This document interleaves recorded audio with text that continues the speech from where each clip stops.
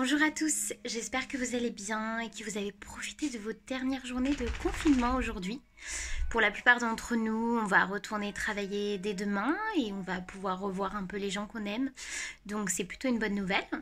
J'espère que ça se passe bien et que vous appréhendez pas trop ce retour à la réalité. En tout cas, je vous retrouve aujourd'hui pour la lecture du jour et j'ai décidé de vous lire un extrait d'un très joli livre de Nancy Houston qui s'appelle L'empreinte de l'ange. Voilà, donc j'espère que cette lecture vous plaira.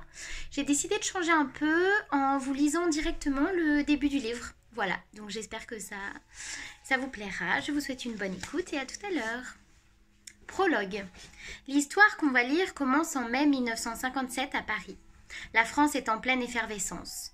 Dans les 12 années depuis la fin de la guerre, elle a eu droit à 24 gouvernements et à 89 propositions de révision de sa constitution. Mais les gens ne s'en préoccupent pas trop. D'après un sondage récent, seulement 41% des conversations françaises portent sur la politique, alors que le sujet numéro 1, avec un score de 47%, c'est Brigitte Bardot. Elle boude en ce moment le Festival de Cannes et le Figaro s'en indigne. De façon générale, la vie est belle et moderne. Le chômage est inexistant, les voitures sont chromées, la télévision illumine les foyers, les cinéastes font de nouvelles vagues, les bébés font boum, et Picasso s'attaque à Icare des ténèbres, une fresque géante pour l'UNESCO qui montrera, promet-il, l'humanité apaisée qui tourne son regard vers un avenir heureux. Certes, tout n'est pas parfait. Ça et là, même en France, certains signes laissent croire que l'humanité aurait encore quelques petits progrès à faire. Par exemple, 400 000 jeunes Français ayant subi un entraînement militaire en Allemagne se trouvent actuellement en Algérie pour participer, non à une guerre bien sûr, mais à un processus de pacification qui s'avère, disons, assez délicat. Ou par exemple, « Oh, soyons mondantes, et je serai votre Virgile. Donnez-moi la main, n'ayez crainte, je resterai à vos côtés, ne vous abandonnerai point pendant la lente spirale descendante des marches. » Elle est là. Sa fille, on la voit, face blanche, ou pour mieux dire, blafarde. Elle se tient dans le couloir sombre du 2e étage d'une belle maison ancienne rue de Seine. Elle est debout devant une porte, sur le point de frapper. Elle frappe. Une certaine absence accompagne tous ses gestes. Elle est arrivée à Paris il y a quelques jours à peine, dans un Paris qui tremblotait derrière la vitre sale, un Paris étranger, gris, plomb, pluie, gare du Nord, ayant pris le train à Düsseldorf. Elle a 20 ans. Elle n'est ni bien ni mal habillée. Jupe grise plissée, chemisier blanc, soquette blanche, sac en cuir noir et chaussures assorties. Sa tenue vestimentaire est d'une grande banalité. Et pourtant, à bien la regarder, sa fille, elle n'est pas banale. Elle est bizarre. On ne comprend pas d'abord à quoi tient cette expression de bizarrerie. Ensuite, on comprend. C'est son extraordinaire manque d'empressement. De l'autre côté de la porte sur laquelle elle a frappé, à l'intérieur de l'appartement, quelqu'un travaille à la flûte les Folies d'Espagne de Marin Marais. Le ou la flûtiste reprend à 6 ou 7 reprises la même phrase musicale, cherchant à éviter l'erreur, la brisure de rythme, la fausse note, et finit par la jouer à la perfection. Mais sa fille n'écoute pas. Elle est là, devant la porte, et c'est tout. Voilà près de 5 minutes qu'elle a frappé. Personne n'est venu lui ouvrir et elle n'a ni frappé une deuxième fois, ni tourné les talons pour repartir.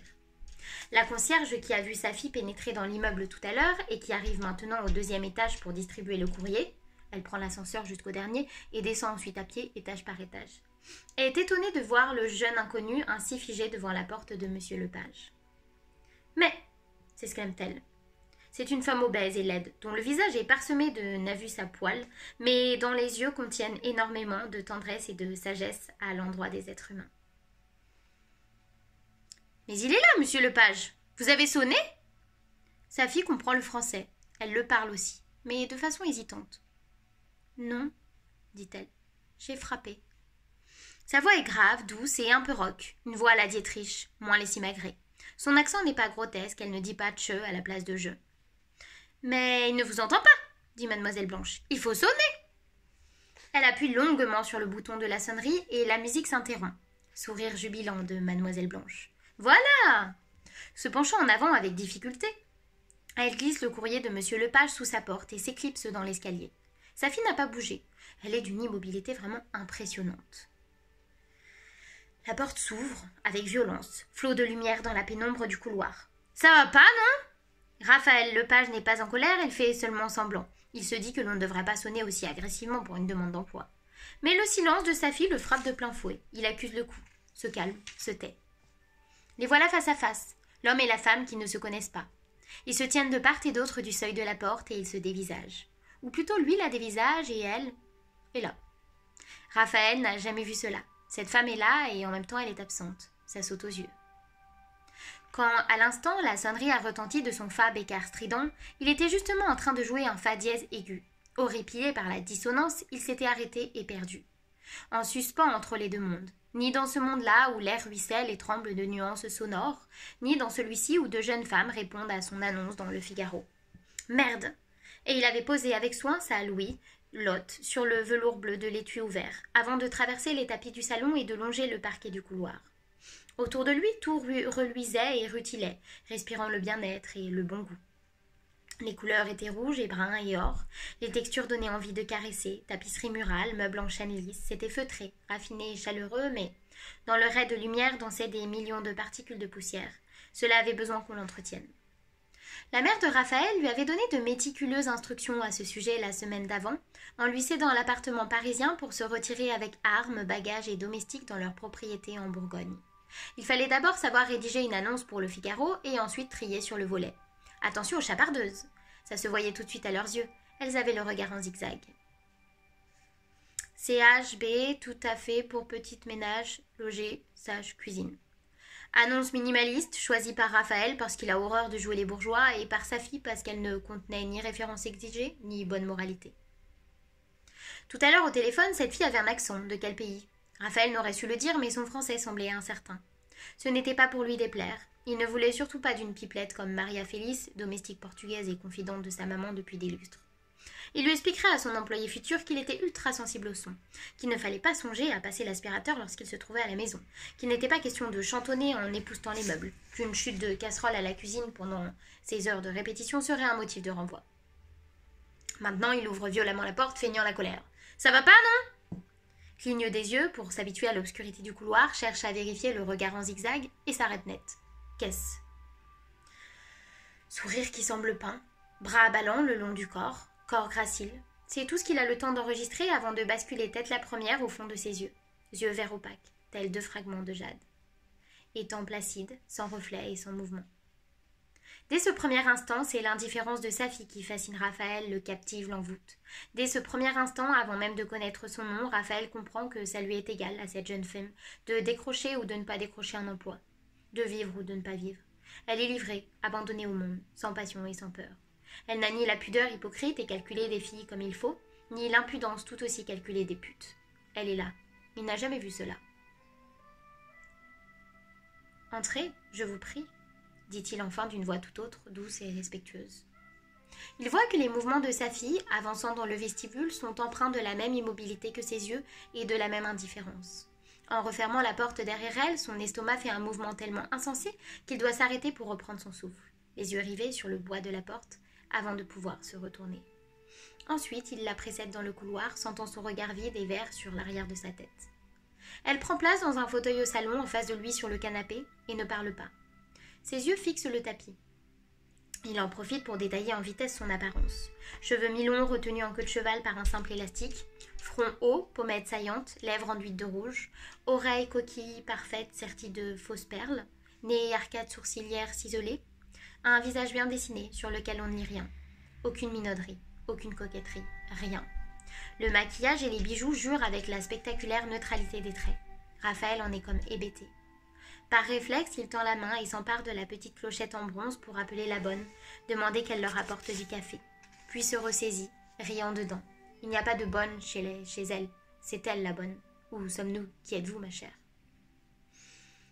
Vous êtes mademoiselle... Je m'appelle Séphie, dit-elle, et quand il lui demande de répéter puis d'épeler, c'est par un S que cela commence. Son nom est Safi, mais se dit Zafi, parce qu'elle est d'origine allemande.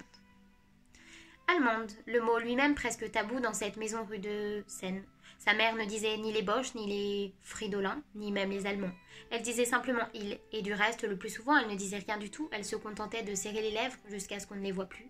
Rien qu'une ligne rouge horizontale au milieu de son étroit visage osseux, car, même si son époux n'était pas précisément mort en les combattant, c'était quand même par la faute des Allemands que Madame de Tralala-Lepage s'était retrouvée veuve à 40 ans, avec encore tant d'années à vivre et zéro espoir de connaître à nouveau l'amour, les caresses, les cadeaux d'un homme. Le père de Raphaël, professeur d'histoire à la Sorbonne, spécialiste de la pensée laïque et humaniste, avait trouvé sa fin dans le quartier des Halles pendant le terrible mois de janvier 1942, lorsqu'un camion chargé de pommes de terre avait été pris d'assaut et renversé, lui dessous, par une meute de ménagères frénétiques. Quant à savoir ce que faisait le brave professeur Quincampoix à 6 heures du matin avant de périr sous le poids lourd. 2 ans plus tard, l'occupant avait massacré 4 résistants juste devant leur maison et Raphaël, les mains serrant le fer forgé du balconnet, s'était penché par la fenêtre du salon pour voir la mare de sang. Les coups de feu ne crépitaient plus depuis une bonne minute déjà. Tout était terminé. Les jeunes gens n'étaient plus jeunes gens mais cadavres. Un tas de chair inerte. Et comment faire pour ne pas regarder ça? Raphaël penché loin en avant, sa tête aux belles boucles noires, tout en bout de son cou tendu, ses 12 yeux bruns s'écarquillant pour voir non pas la mort mais la vérité derrière la mort. Derrière cet amas chaotique de bras et de jambes, cette étreinte sanglante de 4 camarades tombés ensemble. Mais, hurlement hystérique de Madame de Tralala-Lepage, vrillant le tympan de son fils musicien, « Qu'est-ce que tu fais? Tu es fou? Referme la fenêtre, mon Dieu! Je n'ai plus que toi au monde, je ne veux pas qu'elle me prenne tout !» Raphaël est convaincu que sans l'interdiction explicite et inébranlable de sa mère, il se serait engagé dans la résistance à la fin de 1943. Il avait l'âge de le faire, il avait 15 ans et il ne rêvait que de rejoindre les rangs romantiques des FFI. Mais comme son père était mort et que sa mère n'avait d'autre enfant que lui, il avait dû se contenter d'apporter à la lutte contre les Allemands un soutien tout moral et intérieur. C'est pour cette même raison, à savoir la mort quasi glorieuse de son père en combattant, au sens large du terme pour la patrie, que Raphaël n'avait pas été appelé pour servir en Algérie. En lieu et place, il avait fait le conservatoire, et brillamment, et heureusement car ses convictions politiques lui eussent plutôt fait pencher en faveur d'une Algérie indépendante. Avec le moins de dégâts possible, bien entendu, pour l'image de la France. Or, voilà que Zafi, une Allemande, est assise là, devant cette même fenêtre du salon, et personne n'a été assis de cette manière dans ce salon depuis sa construction au milieu du XVIIe siècle. Personne. Elle sourit fixement de ses lèvres pleines et peintes. Ses grands yeux verts sont posés sur Raphaël en une attente dépourvue d'impatience. Raphaël est si obnubilé par sa présence qu'il en oublie presque la raison et le prétexte. Il se lève et se met à arpenter la pièce, passant les doigts à travers ses épaisses boucles noires, dans un geste qui lui est coutumier depuis l'adolescence. Geste de fébrilité, geste d'artiste, la main gauche qui remonte, doigt écarté, depuis le front jusqu'au sommet du crâne. Seulement ce tic commence à devenir saugrenu parce que les boucles noires reculent de plus en plus loin sur son front.